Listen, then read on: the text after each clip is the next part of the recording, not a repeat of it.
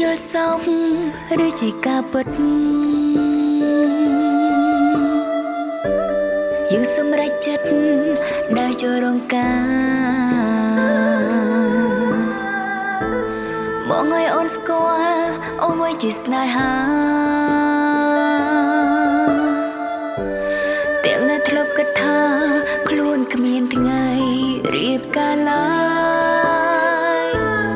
អ្នកណានឹងមុនអាចមានថ្ងៃនេះថ្ងៃដ៏ពិសេស